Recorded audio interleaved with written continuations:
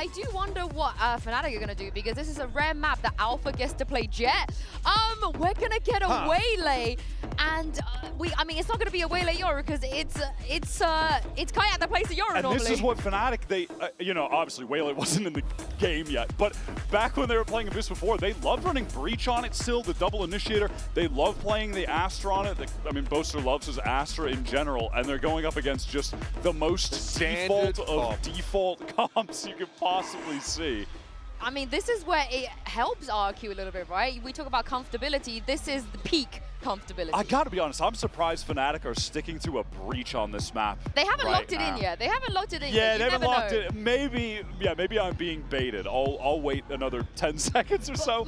I think am I being baited? We have to, I think, double down on this Waylay, because this is not something we see from Fnatic. This is brand new for them. I mean, I don't know what Crashies is kind of play. Yeah, we're actually getting trolled. That's crazy. Yeah, G2 did this to us plenty as well. Okay, but let's look at what we do know. RRQ, obviously, standard comp's good for a good reason. They've got really great, like, re-clears off of our drone, of course. KO, good for those fast hits as Crashies locking the server. So it will be the Breach Waylay look here for Fnatic. And a lot of pressure on Kayak to come right back to life after a slow start on map 1 and a lot of first deaths. He's going to be getting a lot of supportive utility pumped into him on this attack side when he's going to be using that light speed to double dash in. He is going to be critical in turning his game around for Fnatic to win on a map where historically they don't win very often.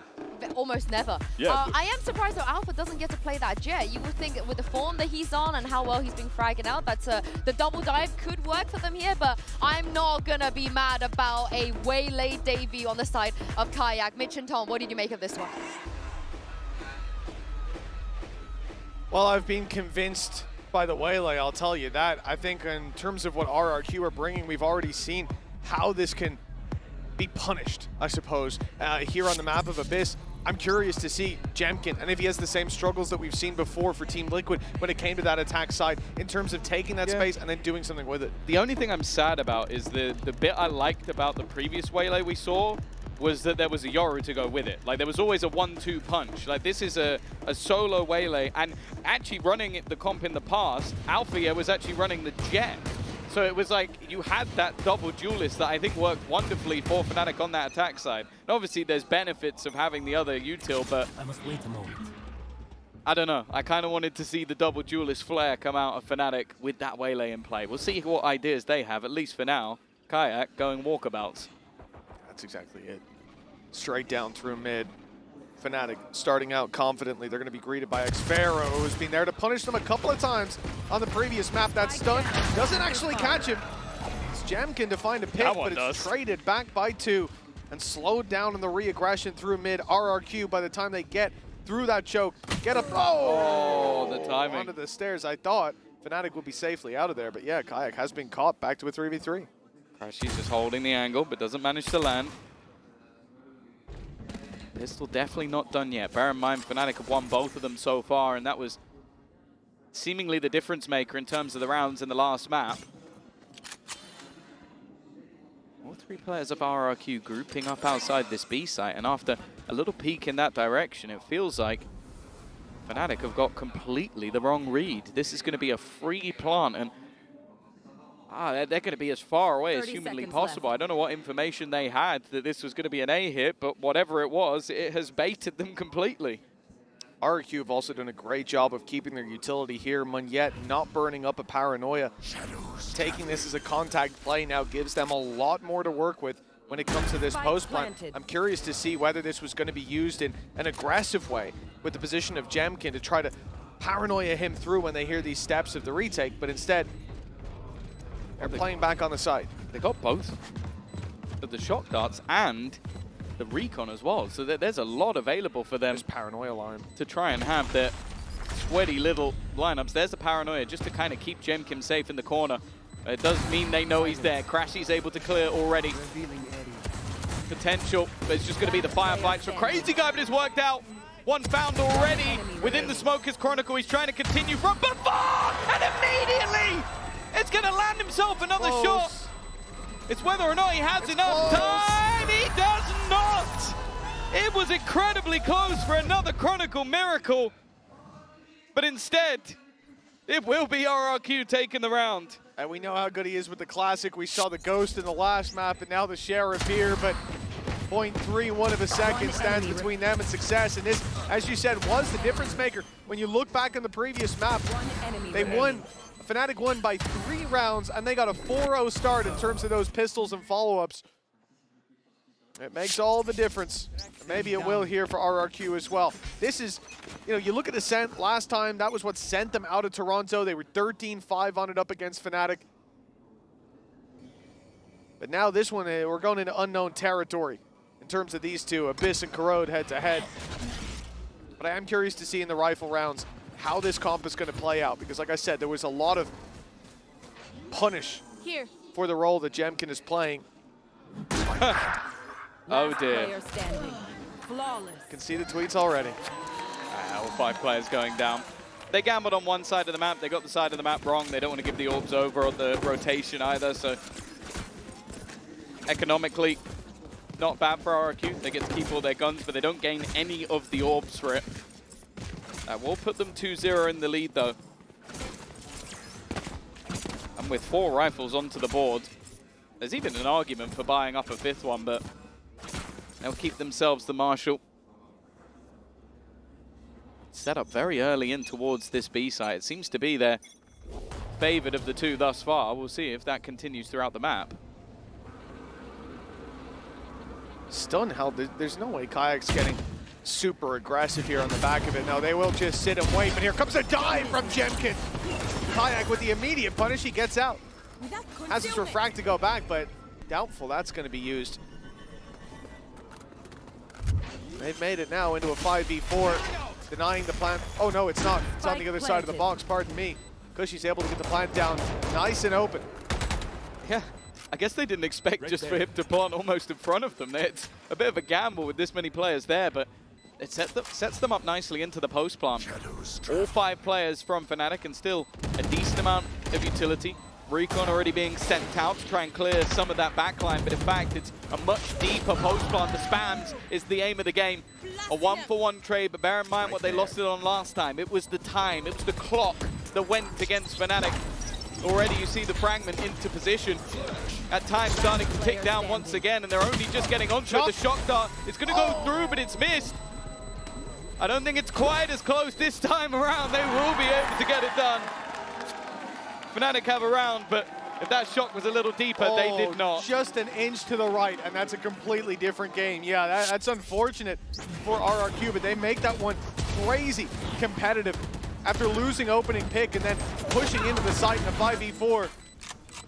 Numbers against them. And they managed to run that clock way down, that flash popping just a millisecond too late. Guess they weren't expecting Crashies to have pushed up quite that aggressively. Now, 2-1, but the damage done in that previous, it's eating away at a few of the credits. The full buy for RRQ, though, nonetheless, and a slow defaulty approach from them. Well, that's what I was going to say. Look how passive they are on B. They've not taken any of that early control, so even the aggression that's come out from Kayak is not really going to tell them too much. Shock darts even being put through or being taken. Like the ruse is that, okay, if our Sova's on this side of the map, likelihood is that's where the push will be going. It does make me a little bit nervous that, at least for the moment, he was there alone with the spike, but the drone re-clearing, oh, this is wonderful. They've sold a double fake. They've moved back so that then when the drone goes through, of course, Fnatic are going to rotate another player back to the other side of the map. Still having 2 players here, though, and the drone contact will probably be a quick scurry back to the A site. The decision then, when you see this utility come through from Alpha here, do you stick around, do you look for the fight, or do you simply back off? And it looks like he's made the right call! And Crashies, he didn't think he needed a fallback. He should have been safe inside the smoke, but he has been taken down. RRQ, I mean, Fnatic tried to deny RRQ the opening pick, and they still get it. That's a crazy unlucky fight for Fnatic. Look at Alpha as well. He's 1 HP. Like, the spams have done so much damage to the side of Fnatic, but getting back into the site is going to be a difficult one. They're still going for it. They're still trying to make that space. Kayak's actually won the opener. That's not a bad way to find themselves back into the round, but it's this late wraparound from Mumyet that could cause the problems. The fight on the site actually going the way of Fnatic, and an old school cam on the spike is going to be a nasty surprise. It means once again they haven't been able to get on it. Have they heard Mumyet? No, they haven't, but he's going to be caught. A last second check from Chronicle gets the job done. It could have been a wonderful moment for Mumyet, but instead he is caught. Yeah, just great work connecting the dots in the end for Chronicle. Not sure who made that call, but with Omen being there in the early round, they realize he's been missing for a little bit too long. The drone sent up top, but it wasn't even the tag, it was just a wild spray through, guesstimating Crashy's path out of there. Oh, this is our map! We have a map! We have a map! Nice retakes, boys. That was a big conversation on the desk, right, about how the previous eras of Fnatic have always had a home ground. I think the most prominent in my mind is always going to be Icebox back in the day. But they don't have that here. I would say Lotus, but you know. Lotus, I mean, it's more recent. It's not as niche. I like the aged one. Well, already taking a casualty. For the weaponry, well, the only rifle that's had is going to be the upgrade. I said I wanted to see those stingers. Well, I've got it in map number 2. Shock dart out, but a single bullet onto any of these players would be certain demise. Even still, though, the time ticking. And that's already been a bit of a burden so far for Fnatic. It's been a much better start for Mumyet, and it looks like he'll have pressure on him again. Stun lined up and fired through. Here comes the flash. I'll be caught by it. Hunter's Fury, though, sent through as a response. Drop down is good for Boaster. He'll find the first. Mumyet surrounded. Picks his fight from the corner. Boaster, though, putting the pressure on, and Mumyet will be taken out by the Outlaw. Fnatic, they started this out on the back foot, but the lead is now theirs. Yeah, they've looked better and better as the retakes have gone on. I think Boaster being able to bait the player in main, the Hunter's Fury, not quite having the impact that they would have desired. Even still, from a low buy, it's not bad, but it's the committal of the ults late that definitely makes me say that it's a bit more costly than you might think. You look at 5 stingers and you go, okay, that's fine, but the loss of the Hunter's Fury. Listen to me, Jake, I'm trying to tell you something. I can't move, Alpha. Oh, it worked anyway. 3-2. A retake after a retake after a retake, but RRQ, well, they probably feel like the B site after it being half a second and a slightly missed shock dart might be the better of the two for them. They're heading there early. Knife is broken. Jemkin, though, already in, taking the space, but Kayak's there to punish. We've seen this before. He just gets out. Happy with his opening pick, with the advantage claim. The spike making it to backside. This is normally the aftershock goes down. This time they try to deny the close plant. The wraparound from Mumyet catches them in that transition period, and it's a 4 versus 4. RRQ have a late flank coming in from Xfero as well, covering all their bases. There is still a trip covering it. These players on site could be under pressure. Kayak, that ult's not quite going to hit Mumyet up in heaven. Xfero and Mumyet both finding theirs. And then now that flank putting so much pressure on. Fnatic need to be quick, they gotta run forward. There's gaps in the play, and RRQ are exploiting them. 3-3 now, leveled back, and it seems difficult to separate these teams in the early stages of any map. Yeah, no, I really like that every round we're seeing a variation of those late flanks coming through. Like, they haven't always been successful, but this fight for Xfero was everything. And I think Mumyet and his positioning has been sublime. Like, he's the reason they win this round. He's able to get a little pick on the corner and then maneuver up top outside of the ult and find another as they try and switch in. Because of that, they're slower to get the kill onto Cushy. Great round from him individually. That trip's taking a worryingly long time to set up. If they had swung that corner, that man is certainly dead, but hey, he got it done in the end. Already you can see they've spotted Boaster, and they know with the knife popping that no one is on the site. Very quick to take the space. Well, there's the trip. Jemkin's landed himself up top, a different route than was planned for by that trap wire. Hunter's Fury active, but denied immediately. The ult from KO taking all the abilities, all the ultis away, and buying so much time. It's Fnatic will have to now wait. They've got so much util for the retake, but that clock is going to run low by the time they can use it. Well, it has been running low every single time. Monya faking out the idea, and well, Cushy's just swung into them. He knew where they were. That's messy though. Both of them have somehow managed to find 3. This round was looking done, but it's left all on to Monya. He's been revealed. They know where he is, but he wants to take that fight, and he will not win it. Alfia onto the defuse again, and this time plenty on the clock to be able to get it over and done with. But I'm just looking at Boaster. Whoa, what was the 3rd kill? Did that player get pinged and I didn't realize it? Because that looked so clean from him. Yeah, I don't know. It's straight through the smoke. Even the second, he was lucky to survive. Dribble catch it from his POV, but there were a lot of shots fired his way. It looked done. One through the smoke, another player whips, and then the reveal is there to take Cushy.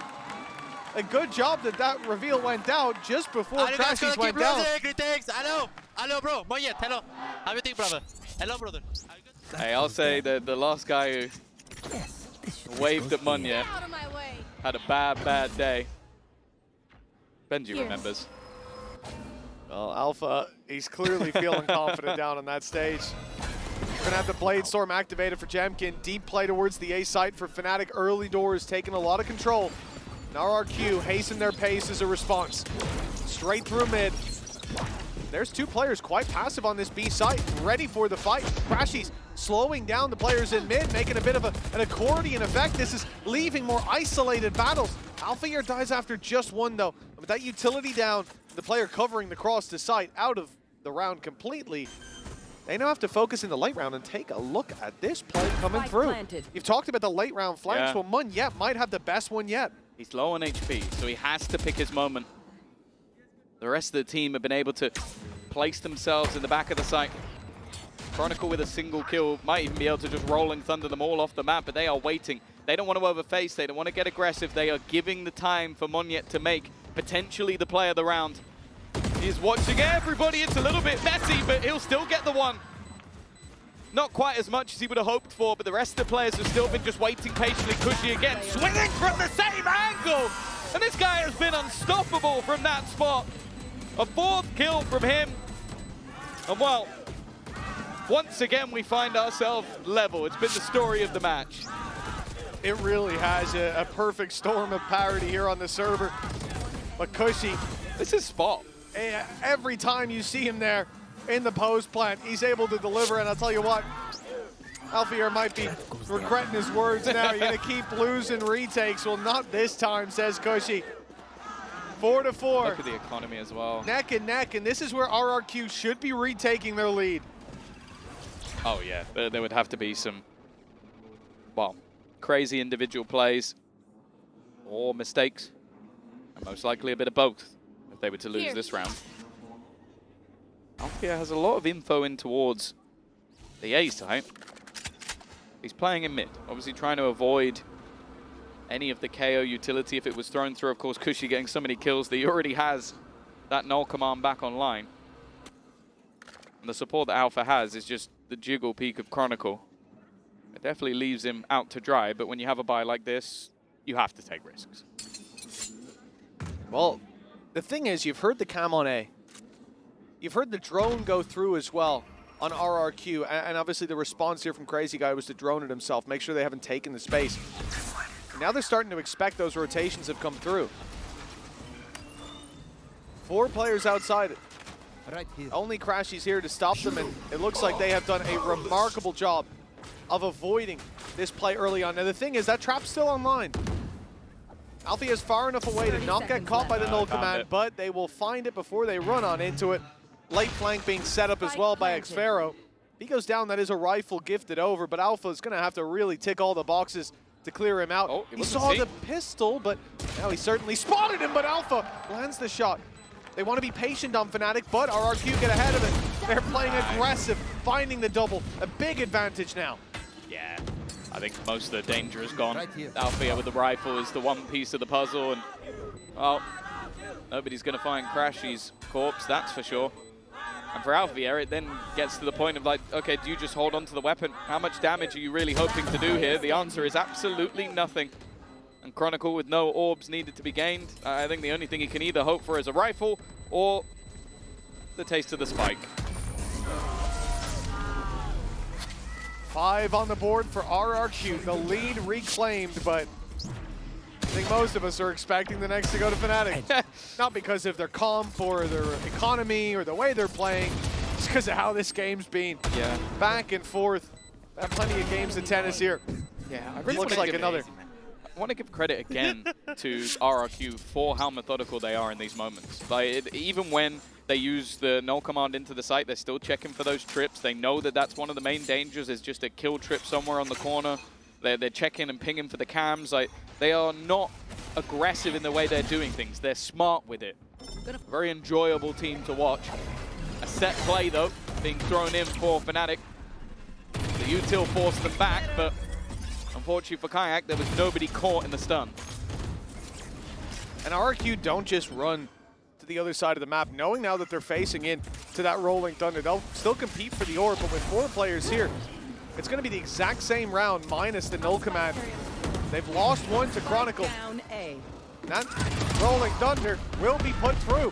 It almost sent Munyet off the map, and instead it sent him into the waiting arms of Chronicle, but a 3v3, and again this mid-play. Alpha got the better of Xfero last time, but this time it's revenge for RRQ's Cypher.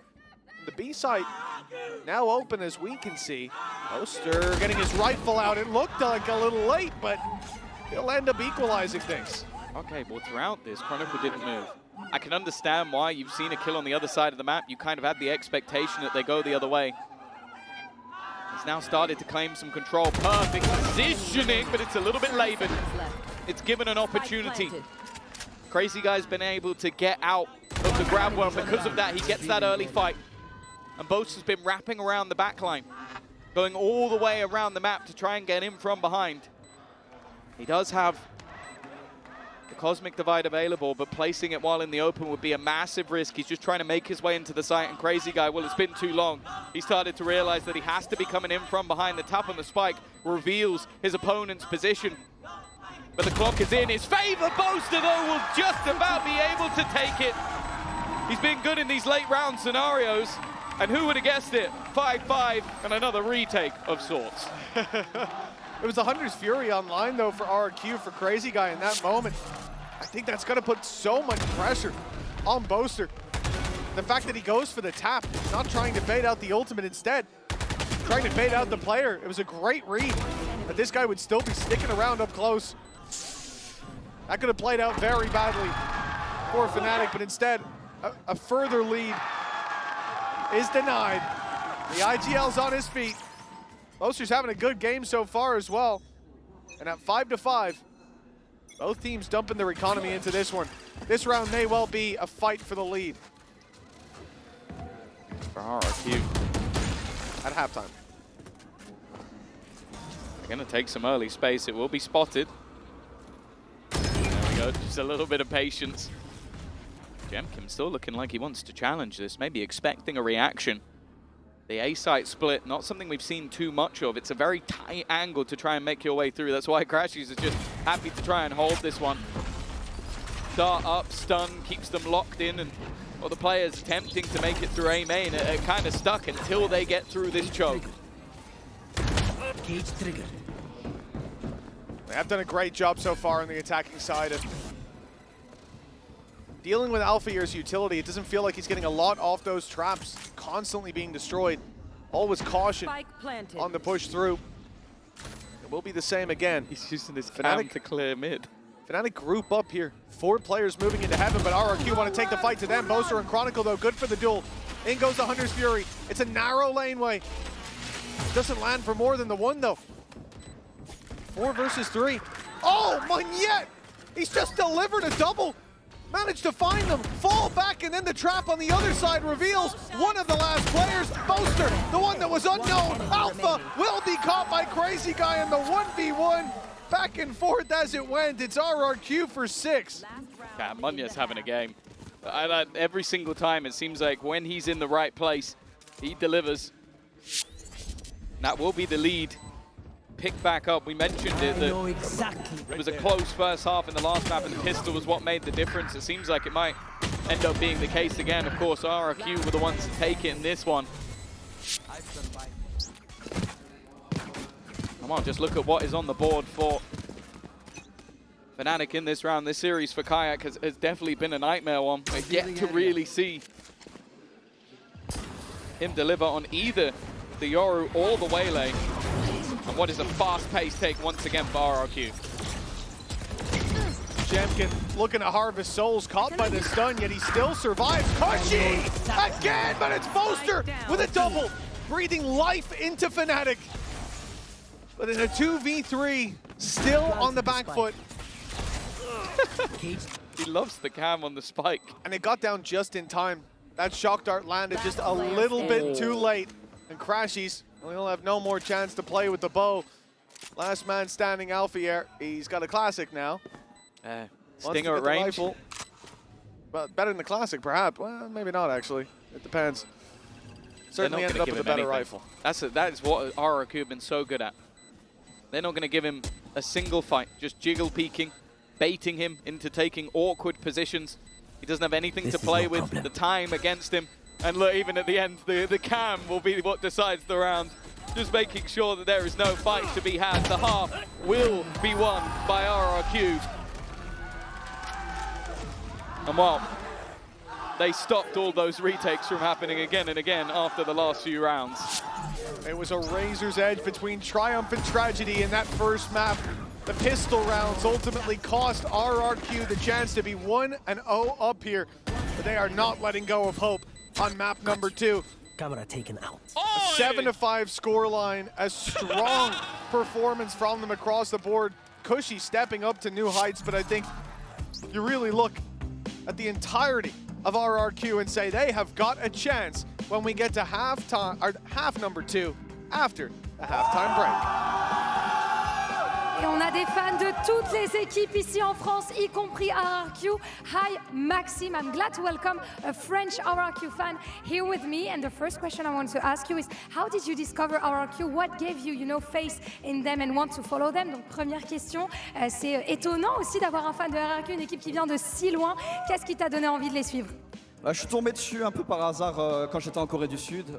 J'ai regardé un match, ils ont gagné. C'était preuve de résilience, c'était juste incroyable en termes de gameplay. Je suis rentré, j'ai acheté tous les billets pour le reste de la régulière saison 2023 et je suis allé à tous les matchs. C'est pas compliqué. So it's a love story. Back in 2023, I started following them a bit randomly. I went to the arena in Seoul and I loved them. They had such a big resilience, so I bought all the tickets for their future matches back in 2023 and I never stopped following them. So that's beautiful dedication indeed. And this might be a tough question, but I want to ask you, what is the best region in the world? Are you going to go for EMEA, for Pacific? C'est quoi la meilleure région du monde?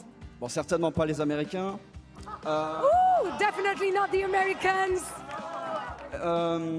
On aurait tendance à dire IMIA, mais il y a quand même la meilleure équipe du monde au Pacifique et RRQ, donc... Pacifique? Bah oui, bien sûr. So yeah, maybe I would say EMEA, but I have to stick with my boys from RRQ here. And last question, who do you think will carry this Abyss maps on the side of RRQ? Qui va carry cette carte pour RRQ? J'aime beaucoup Xero et j'aime beaucoup Ewok aussi, c'est des pierres angulaires du projet et ils sont là depuis le début et je les supporte depuis le début et c'est sûr qu'ils vont faire quelque chose de grand, c'est sûr, c'est certain. So yeah, I love Xfero, I love the coach too. I think they are really Stone Miles in that team, very, very strong player and coach. So I'm definitely rooting for them. Merci, Maxime. Thank you very much. And let's get back to the game. Well, it's time to get back into the game very, very soon, where RRQ are now leading. I guess the pistol really does make the difference as we get into the Coinbase Econ report. And you can take a look at Boaster. A lot of talk in the desk about his performance throughout the regular season, but he has certainly stepped it up here today. Yeah, no, he's definitely had his moments. I think especially on the defensive side, being able to get into those positions to basically get them back into the site that they'd lost, because every single round that they won was based off a defusal. The plant was going down, they were playing the retake. I think he's going to be pivotal in those post plants. I love seeing Astra on this map. Well, when I think of Astra, I think of him, I think of Boo. Having those post-plant gravity wells to buy you that little bit of extra time can make a massive amount of difference. The fact is, though, I'm going to be looking at RRQ and what they've got on this defensive side. I think they've had a great start to this map. But if they want to survive going into that lower bracket, they need to make sure that they close this one out. Well, this is their best chance so far. The lead by 2. Pistol round from Fnatic. Have to have Ascent. It was a bloodbath to start it out. Cushy getting aggressive, and he's being tagged up. It's time to fall back. Same for Crazy Guy. Taking some scars early on, but yet to drop a player. Question is, do they have the read right? As we see a lot of this defensive side flock towards the B side, and it certainly seems like for the moment that's where Fnatic want to take it. But I am seeing Boaster clearing a lot of space on A. Oh, it's almost an early pick. Kayak eventually will find one, but he's traded out by Cushy. Again, he seems to love this B site. But with space being held, this was something that the old Fnatic on this map loved to do. They just leave Boaster in the spawn. Crashies, though, has been caught, looking like maybe he wanted to try and get out of there. Instead, they're now walking into a site that I imagine they believe to be clear, but xFaroe definitely still waiting. And actually, he's in the perfect position. Now they try and split back through. They'll be able to deal with him, and in fact, Boaster's caught a couple. One of the remaining players incredibly low, but they need to get this plant in, and Boaster holding the line. 10 seconds left. He's found himself 3 already, but he's the last healthy player. Alpha down to 25. That's Sheriff. A 6-chambered up against him, and it's Boaster to deliver his 4th of the round. A big play from the IGL. We just highlighted him, and for good reason. Yeah, no, impressive stuff. And as said, like when you look back at their old composition where they had that double duelist, a lot of the time they would leave him behind as this hard lurk if he's setting up utility from afar and basically not allowing you to push across the map. This, though, was a different story. He completely took the A site on his own and then ended up clearing out the players as they went to rotate. A brilliant round from Boaster. And well, we mentioned the importance of the pistol rounds in the last map. They're even in this one. Conversion here. Oh, Alpha under pressure. He has been taken down. It's a lurk, though. It's only classics from RRQ. But now they've managed to find themselves a Marshall. Alongside damage, that can be a very valuable weapon in a round like this. But they will be forced into the retake. Is the plant secured on this A site? And the question for Fnatic is, how do you want to play this? Especially with the range advantage going back towards mains. Not a bad idea, but conscious of Munyet being able to just smoke them off. They want to stay a little bit aggressive, keep some control. Oh, nice but the Cam has spotted them. They know exactly where to fight. RRQ have all the info. They're putting the pieces together, and it's Fnatic coming crumbling down. That late Cam from xFaroe has given them a chance, but he can't convert. It's Boaster to save the round with the Red Bull clutch. I'm not sure that's the way they really wanted to win the round, but maybe for him that's a nice little confidence boost. Not that it seems like he needs it. A safe pair of hands in the late round was what I said, but I was talking about his utility, not so much just the raw individual aim. Well, that was incredibly messy. The aggressive positions helping out the flash of Cushy that did so much work to get them back into spot. But then just winning those fights with the classics, that's a dangerous spot to be from, and by the looks of it, Fnatic have invested quite heavily back into this one. They might leave themselves in a bit of trouble next round. We'll see how the economy's settled. This player starts to fall. Kayak, he's got one up top. That's another rifle. This is a full body now. Kayak is double connected, and he's hungry for more. Blood in the water, and he's swimming straight towards xFaroe. Just about manages to survive that engagement. The Cypher healthy towards the spawn, but a 5 versus 3. That investment for Fnatic paying off. But that was the man we wanted to see. He's been missing throughout the majority of this series. Cushy trying to take space back through. This is not going to be easy. Maybe it is. There's a gap. A spot for him to take a fight. But look how passive the remaining players are. Cushy's found another. Making this one interesting for sure. They've dodged themselves that night, but now already that time being forced, and Boaster and Chronicle combined, holding the line. The man next to him is meant to be the superstar, but Boaster is stealing the day. Popping and locking it down there on the stage. Didn't see the same reaction from Chronicle, but I think he's still pretty happy to take this round. And you see the idea there from RRQ. As soon as they tap the spike, they know the knife didn't hit anyone. They have a grab well. We need to push. And they just weren't expecting there to be... I'm turning into a monster! Oh my god, Jakey. He's going to have a duet with Rihanna soon. Imagine being the guy on the other side of the stage. That is literally like a parent embarrassing their child, which is funny because Boaster's parents are in the crowd. Yeah, and I think Kayak looked like the embarrassed child there as well. Yeah. Exactly. 8-7, and a timeout from the defensive side of RRQ. They need a moment to gather themselves after what they've just witnessed across the stage, and I don't blame them. Wow, yeah, it's looking like after Angel's retired, Boaster's just absorbed all of that extra Unk energy and is just taking over. 19-7. This has definitely been his map. The scoreline definitely still not out of the realms of possibility. There's only a singular round between them at this point, but that was a bonus round where in the prior, only a single player had survived, and that was Boaster. And even with some heroics from Cushy, he's been having a great game overall. I'm sure they can start to feel this game slipping away from them, and as we've already witnessed, there's been plenty of upsets, plenty of teams falling into the lower bracket. With Billy, China #1, currently sat down there. I don't think RRQ want to join them. I think especially going down like this, I mean, look, it's still a very tight game, but now they've got pistols. You should be looking at a 9-7 scoreline. And, you know, if Chronicle's the one digging your grave, well, hey, listen, plenty of people have fallen into that pit hole. Alpha, up for contest as best player in the world at one point in Kayak, the guy coming up from the Tier 2. Looking remarkable, the young gun, but you're getting diffed by Boaster. That's something that I think you know what I'm saying. He's a young man. He is, yeah.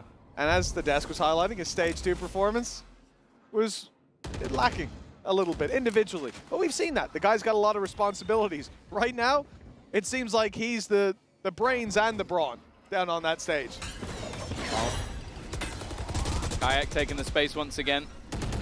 Spam not quite finding anything. Of course, there's not a whole lot to play with in this round, so there might be a chance for him to farm. He already has ult online, but I think the confidence far more valuable for Fnatic at this stage. They're duelist trying to get their way back into the game, and that's exactly what's happening in this one. A cleanup with only 2 standing and plenty of utility denying anybody swinging that planter. For the remaining players, can they do any damage? That's not a bad start, but Alfia quick to respond. An easy round for Fnatic. And you look at Fnatic there, they do give RRQ a lot of opportunities. A bunch of individual fights taken, swinging into Sheriffs, it's risky, but for RRQ, they're not getting the shots off, and that's a problem. Because now you start to talk about confidence on one side for Kayak, building that is huge, but you go into a round like that, you see, we had the chance. They're disrespecting us now. They're starting to just run it down at us. They need to see a bounce back pretty soon. This is 4 in a row now on the attack side, but a 4-0 start, we've seen it many times. And many times we've seen that team end with 4 or 5 rounds in the half. This is RRQ's chance to prove that it was just a hiccup. An early half upset. The big thing for me is the operator.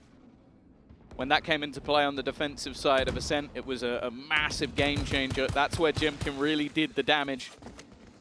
The problem thus far, and a problem that, again, I still remember back to the beginning of the season where Fnatic played, I think it was versus Gentlemates. They loved the A-site takes.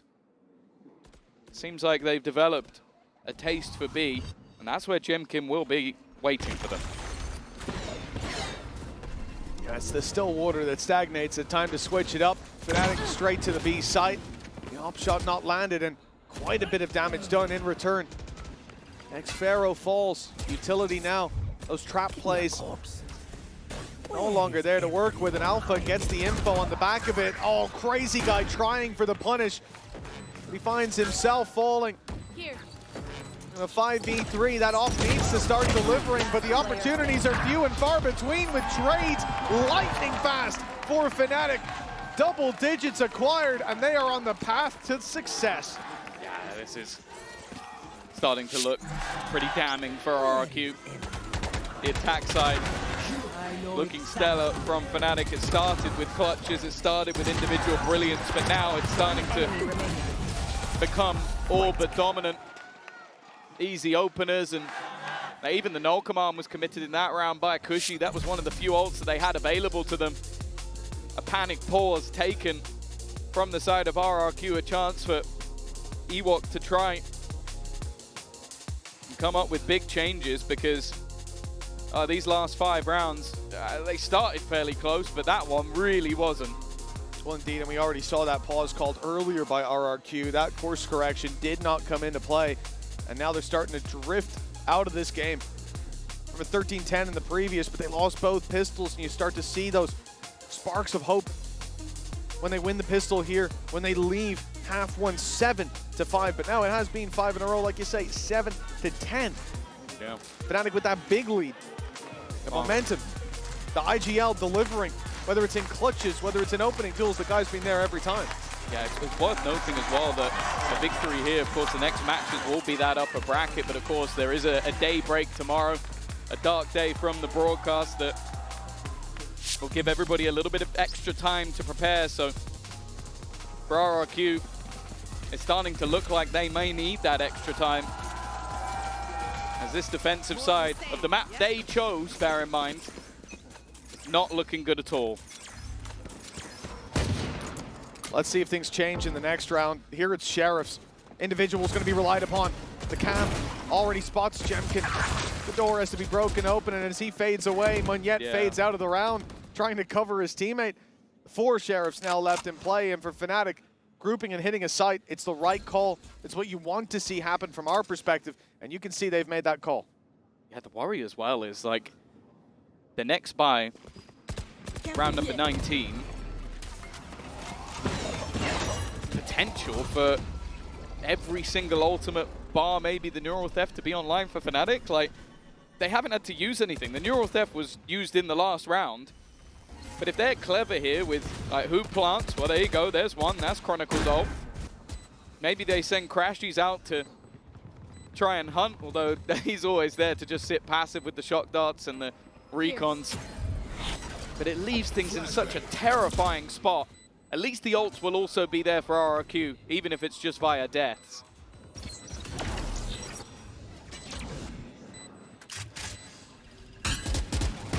Well, Kayak, he's in a lot of trouble. He looks to be in a lot of trouble, in fact. He'll take down 2 before he falls. The ults online for Fnatic in the next are looking deadly for RRQ. No need to give them even more, especially with Crashies 2 away from that Hunter's Fury. Going down to the spike is the correct play, but now back against the wall. It's been 6 straight rounds for Fnatic. A pause just called in the previous by RRQ. This is what they will have talked about. The rifle round has to be theirs. Yeah, but again, you're going to have to break through all of those ultimates, and sure, they have some of their own, but... Munyet! Hello, Munyet! Look at me again! Hello! Look at me again, bro! Oh, he's not. He gets scared. He also has headphones on. It would be worrying if he looked over. I don't think he can hear you, but I appreciate the effort. Alfie clearly feeling it. Well, this time, Munyet's revenge hasn't really looked like it's taken its toll. 4 rounds ahead, 6 in a row, and high-impact ultimates on board. Fnatic, though, are taking mid-control. There. There's been a challenge in the last couple, but the success hasn't been there. Kushi's been one of the few glimmers of hope in this map, and Boaster's just walking it down on his own. Well, that is a deep play. The Rolling Thunder catching it for the mid-split. The next Pharaoh able to survive inside his cage, at least for now. Hunter's Fury not finding its mark. Pressure applied as Jenkins rotates, cut off. Boaster in there with a 3rd kill of the round. This guy's off to a flying start, and it looks like soon to be a finish. For the attacking side, a fourth denied, but Chronicles there for the trade. 12-7.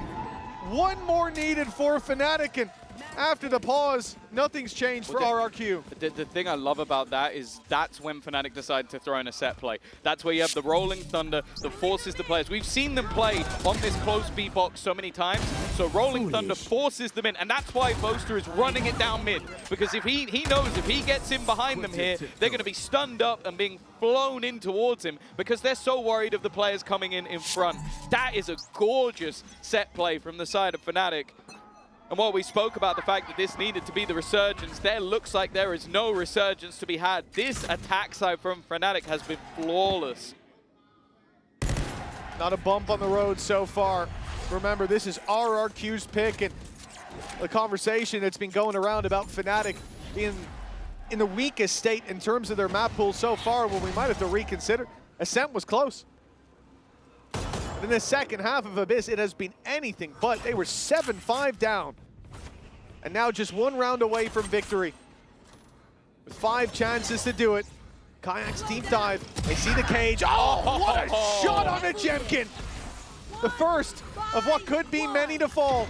Ult clearing right, but Xfero still alive, but now they know it. They know exactly where he is. He's got both trips just blocking off this right-hand side. They're yet to be broken. They now will be, or at least the first one. If anybody's jumping across, Boaster could go flying off the map, but it may not even matter in the end. Only 2 standing.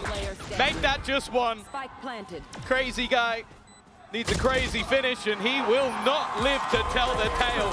Perfection for Fnatic on that attack side. Not a single round dropped. And well, for a map choice of RRQ, they're left with egg on their face. Fnatic off to a hot start here at Champions, and it will be RRQ in their Champs debut, whose flesh serves as their kindling. Boaster reaching new heights on that stage as well. You can see all those times in the past that they've stepped on the Champions stage but never touched the trophy. Well, they are here with one goal in mind this time. And unfortunately, it was RRQ who had to face off against them first, now down to the lower bracket. Yeah, the fun thing as well is that this now sets Fnatic on a path to face off against Aspas once again. Well, we're running it back, so that should be a very exciting upper bracket matchup.